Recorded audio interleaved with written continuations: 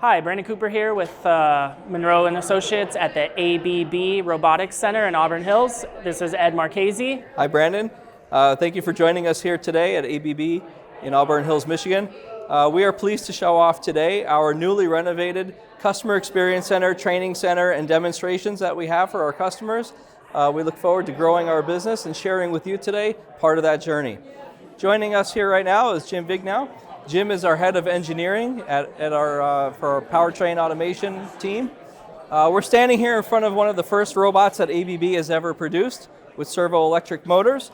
And pictured here is the first robot that was ever manufactured here in our new facility in 2016 when this building was first set up to make robots for North America. And one of our customers, still a customer today, is showcasing that first robot. And the sign here is basically telling you that that robot is still in production today. So we're really excited to share that with everybody. This area of our Customer Experience Center is set up to showcase our AR/VR technology.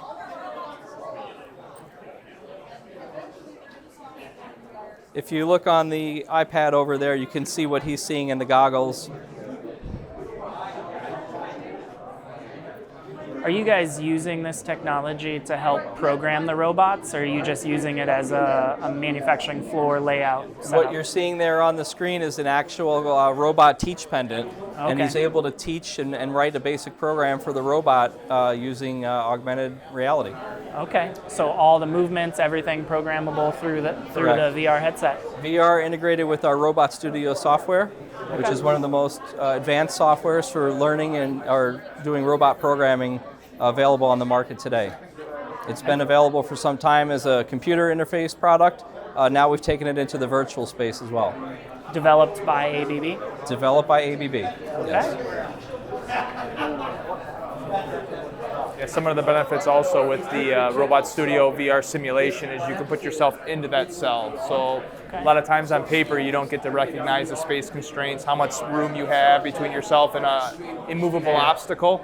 So by going in the VR reality, you can actually feel that and how the operators and the maintenance manufacturing is going to interact with the equipment, be able to service the equipment, and work on it on a regular basis. Oh, so you can essentially create a digital twin of your factory and enable yourself to live in the environment and see what it's like. So many times we'll use Robot Studio with hardware in the loop. So we'll do, like when we're commissioning or building an automation system, what we'll do is we'll tie in Robot Studio along with real-world hardware, PLCs, programmable controllers, or any other types of electrical devices to simulate what the real world is going to be when we start powering up full-blown automated system cells and assembly lines. Are you guys seeing a trend in your ability to reduce costs from implementation with that? In some cases. In some cases there is a reduction in cost. There is an initial investment and a lot of setup that takes place. So it is, you got to weigh each program individually on which ones you're going to benefit from and which ones are going to be more cost advantageous versus a detractor. So. Okay. Is that something that up front, if a customer were to come to you and be asking about a full manufacturing cell, that you guys would evaluate yourselves, or do you leave that to evaluation to your customers? We usually give them the recommendation based on the complexity of the system and the benefit of having a digital twin long term, right? Some customers, they work in that environment and they're more comfortable doing that. So any changes to the equipment, location, programming, doing different models, let's say, there's a benefit to that. But if it's more one and done, if it's a system that they're just really not going to be looking to constantly be updating and managing in that method, probably not the most cost prohibitive. So. I would say we see a lot more interest coming from the startups in terms of lifecycle management with the digital twin as a design goal from day one, without starting with a legacy of a different system or a different set of standards. If that is a standard from day one that they start with, that's something that they're breeding into their first generation products. And us as a machine builder and equipment designer, if we start out from day one with that, it's not something we're adding in later on. And they're relying very heavily on this digital twin going forward. Yeah, I mean, just manufacturing trends in general. We've seen this huge push in recent years to digital twin, right? Yes. Everybody wants a digital twin. Everybody wants to be able to simulate before they buy equipment and put it in place. So that's right. Okay, we're just going to try to get some content and not have me walk into a wall. I don't need to be on a YouTube blooper reel. Okay? All right, well, very good. Well, do I need to sign the waiver before we start? There are boundaries, so you will see. You'll be able to see the pass-through cameras when you get. Oh, that's interesting. You can see these too. And then you can adjust. There's on the back to put the mask towards your face. Okay. And then there's so you say when. That's good. Good? That's good. All right. There you are. So what you're looking at there is the digital twin of the demo that's running just to your right. So pick and place, and we're able to see the whole setup of the station, the physical station that's over here, and I am looking at it in virtual reality. So the robot at the moment is picking up the ball, and it looks like it's taking it over to a gauge. That's correct. And then basically looking at basic positioning, and then it's placing the ball in a different location. Oh, wow. It's very interesting. Obviously, I could see how this would be fun and as well as innovative and allow me to do a lot of work without physically having a robot here. And it's easy to use once I realize which buttons to push. This is intuitive. So we can do all the different. Yep, just click and drag. Oh, I see. Yeah. All right. And you can drag the logic. So I could actually change the logic here from true to false. And okay. Very interesting. Well, I appreciate the demo. Thank you very much. Glad I didn't run into the wall. So step number 1, didn't run into the wall. So we did okay. All right, good. We were just talking about this off camera. Would you like to walk us through the cell Sure here? thing, yeah. So this is our, why don't you come over here, maybe you could capture some of the action while we're talking through. This is basically demonstrating our body and assembly welding technology. So we have a whole host of ABB products in here, from our linear slide unit here to our body positioning units that are capable of flexing to any body style. We have motion in the X, Y, and of course in the Z direction. So this allows us to get the car body positioned and get ready for welding. And so we just have it running in a loop right now. On the left-hand side, we have one of our large welding robots with an ABB gun. And that is showcasing one of the popular external dress packages on it that is typical in the market. If you step over here and look to the robot on the right, there's another welding robot also featuring ABB's weld gun. So the one to the right, and that one is featuring ABB's special dress pack called Lean Internal Dress, Lean ID. And that one allows us to do much better cable management and robot articulation in tight spots. And really is a much better integrated package that we're able to provide to our customers and warranty together with the robot. So it's really, really neat. In the very back corner over there, if you go to the right, there you go. In the back corner is showcasing our ABB Spot Inspect technology. And what that is that allows us using a robot and an ultrasonic sensor tool to actually inspect the welds on the robot, or on the, on the body of the vehicle. Spot welds are something that are often checked manually in body production. And by doing it robotically, we're able to also use our AI algorithm to learn which welds are the most likely to not or to have a defect, and to increase the number of checkpoints in total, but also check vehicles that have known problem areas so that the defects could get caught before the vehicle leaves the body shop. So that's a great way to reduce manual labor in the plant, and to get a higher amount of quality reads of what's coming off the body shop line. So with the proliferation of electronic vehicles, are you seeing different trends in what equipment is being purchased? Yes, as you see here, this is featuring spot welding, but there's also a lot of adhesives being used to assemble EVs.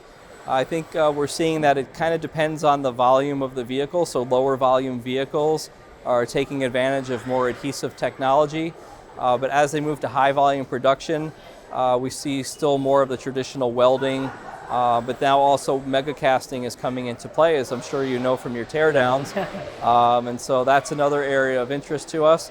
But at some point, those castings have to be joined to either the body sides, the roof, the floor. So not everyone's mega casting every single part of the vehicle. We're seeing some that are in the front, some in the rear, some in the floor pan. So there's really going to be a lot of activity going on in the very near future as companies are looking to save vehicle cost. That seems to be an area that's generating a lot of interest because there's a lot of money to be saved there. So we are gearing up for that as well. We have robotic applications that can service the mega casting industry, everything from robotic machine deburring and also the machining of the mega casting, because there's still precision machining required in that space. So we look forward to working with our customers on that technology. Can you, to add to that conversation, can you touch a little bit on your battery cell and battery tray manufacturing? I know that that's a highlight that we would like to talk about. Yeah, so part of our global solution centers worldwide, ABB has one of the most advanced activity going on in battery tray manufacturing, especially with stamping. And so we have, like I said, in Europe, that's where that's coming from right now. And as we speak, even this week, we're talking about having all of our customers here. We're finding out that that technology is definitely interesting here in North America. So wanted and needed at this point. Wanted and needed in every possible way to be flexible in manufacturing. We're seeing a little bit of a change in strategies with the EV, with hybrids, with still ICE, or there's a lot of flexibility being required.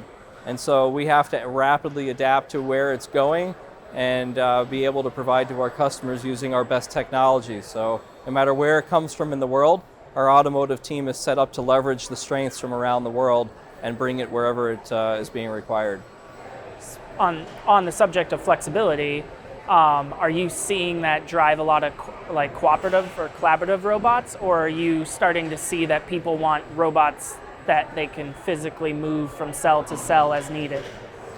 Yeah, the redeployable asset topic has been around for a while, and that's still at play here. So anything to do with robotics where the assets can be redeployed or retooled quite easily, that's going to be very important if vehicle lines need to change from one propulsion system to the other. But we're also able, on the collaborative question that you asked, I would say it's not so much in this area of manufacturing. It's more being looked at right now in the areas of kitting and final assembly, where there's a lot of smaller, lighter parts that can be handled, and where the fit and the final fit of the product together requires sensing and feeling capabilities. So the force feedback that you need to have to know, did that wire connection get made, or did that picking door handles and putting them in bins, or things of that nature, where we can see a reduction in manual labor and increase the kitting and delivering to the line only what is needed. This way, if you have a variety of products coming down the line, you could have a flexible kitting solution that delivers just what's needed at the right time. So we're seeing a lot of activity in that space with the collaboratives. So here you can see between axis 4 and axis 6, the cabling all goes into the back end of axis 4 and comes out at a very special wrist. That copper-looking piece on the end of the robot is a very special piece there. It's part of our Lean ID, and that allows us to bring the water, the power, everything right to the end of the robot without having what's called the tennis bracket, or the old style, or what you see on the Becker package over there. There are cases for each of them in production, but we like to have this as an option that's warranted together with the robot and allows for very neat cable management and improved life. And so one of the failure points on a robot in this application is most likely something inside the dress pack failing. And so by having this internal dress cable management system, we could help reduce those failure modes even more. And we're, of course, as a robot provider, sensitive to any downtime that occurs with our robots. So we're very proud of that. What is an average life on one of these robots? Do you guys know yet? Decades. I mean, Decades. literally, they're still all working. The first one we looked at in the lobby today, still in production working today. So, yeah. It depends on the environment that they're in. ABB does offer refurbishment of the robots as well. So that's something we bring robots back, recondition them, re-warranty them, and then redeploy them to the customer as well. Yeah, I ask because a lot of manufacturing engineers are very interested in automation, right? Yeah. But then they hit that cost hurdle. Yeah. And so you're always, as a manufacturing engineer, you're always looking for ways to justify the cost, Sure. right? So that's why my questions are around those areas of preventative and predictive maintenance capabilities, Right. service life, general cost information, all things that a manufacturing engineer has to justify to put a robot in place, right? Sure. So, That's right. We deal with a lot of general industry on our side, so that would even appeal to the aftermarket part sales. So we've worked with some companies like JB Off-Road who builds off-road components for Jeeps. We've done laser cutting with them. Kind of a little bit more advanced process with this particular process, with MIG welding and the ease of use that we currently have. We're really gearing it towards the smaller customers that don't currently have automation, that are a little bit worried about dabbling into the automation to be, overwhelmed by the technology. With these, we're really trying to get it into people's hands to, show them that it's not as scary as it once was. So, Lincoln, we have co-developed this with Lincoln, and, they have some guys out of Fort Collins, so it'd be Lincoln Automation, Fort Collins, that have worked on this software, and they developed this whole cart. So this whole cart is one part number. You call up Lincoln, you give them that part number, and this cart will show up at your facility ready to go. So apply, gas, 480 and 110 for the controller, and you're off and running. So with this, we're going back to the whole ease of use and lead through programming. You can go file, and you can either save your current program or you can decide to do a new program. So what we can do is decide to do a new program, and we're not going to save the existing. So with this, what we can do is it'll walk you through it. And either we can start from the home or we can start from here. So these screens are set up to really kind of lead you through the programming process. So we can do start from here. And then it'll tell you, press this button. So you see this button blinking. And what the robot's going to do once you press that button, it's going to sense the load on the robot and it's going to adjust. So that's why it's important that we're not grabbing it while it's trying to figure out what the load is. That's probably why you're seeing it run away a little bit. So then what we can do is we don't have to program air movements. What they've done a great job of doing is their path. It's going to record the path as we're moving it with our hand. So as we move it, it's recording the points. So and then we're going to bring it down over here and we're going to say, okay, I want to start welding right here. And it'll tell you right here on the screen, press this green button. So we'll press that green button for that's where we want to start. And then say that we want to simply move it to the end. We're going to press and hold that green button. And once we press and hold, we can either program another weld or we can move it up out of the way. And we can press the blue button when we're done. So once we're done, we just need to go through and it'll say, are you ready to run? Press done. It's going to write the program for us, and then we can just simply hit play. So you can see it'll move back to our original position where we were going. It'll follow the path that we moved it, put it into the seam. It'll go ahead and do the weld and then go back. So this is really geared towards the smaller companies that are kind of worried about that first step into the automation, really to make this easy as possible. And Lincoln's also done a great job at incorporating their power supply into our controller and the software to the point where you're just selecting which wire, the material thickness, the gas you're using, so the bare minimum that you need, and then they generate the welding data for you. So there's not a whole lot that you have to really know and understand, just a few measurements, and you're off and running. So. Wow, pretty intuitive. Very interesting product, especially for smaller companies that can't afford the initial investment, right? Yeah. Or don't have the engineering power or time.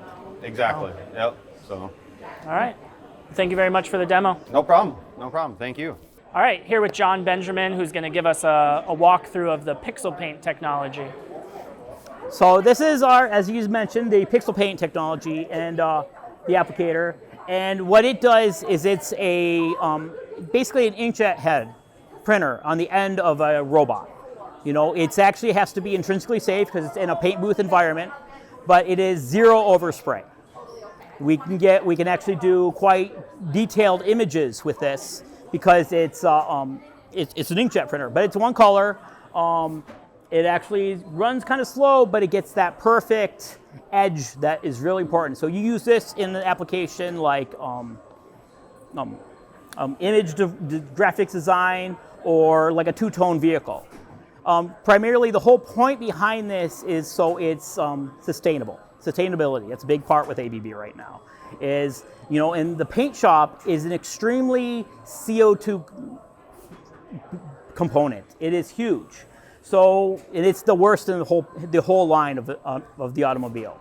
So this actually, what the point is to reduce that overspray so there you're not wasting so much paint, you're not having as much exhaust going up your stack, which is really expensive, and it also gives us that without having to run a car through twice. That is what happens on a two-tone vehicle. You actually go through the whole line, you paint it, dry it out or bake it out, and then you go and have manual labor go and put a whole bunch of masking around it, paper, and then run it through your whole paint shop again. So for every car that's going through as a two-tone, that's twice to your line.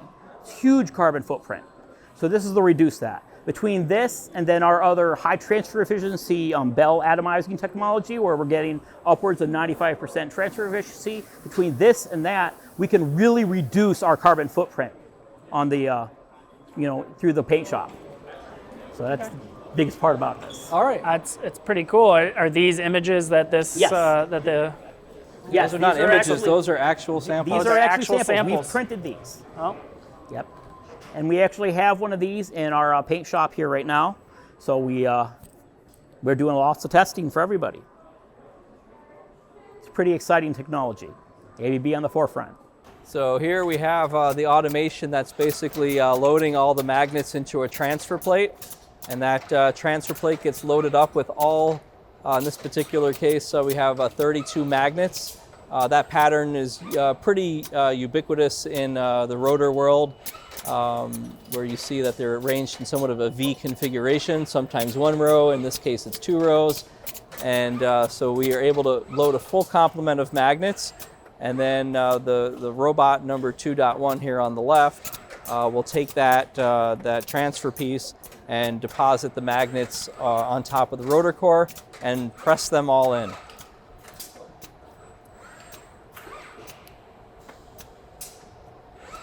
And we're able to build here multiple parts at a time, and it's a very efficient machine to do a job that would otherwise be extremely tedious for a human to do.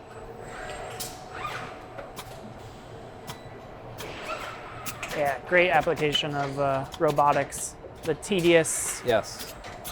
This is now our 3rd generation iteration of this type of machine. It is by far our most reliable and efficient design yet. A lot of, in the automation world, as you know, every time you do something, you do it a little different and a little better each time. Learn every single time. And yeah.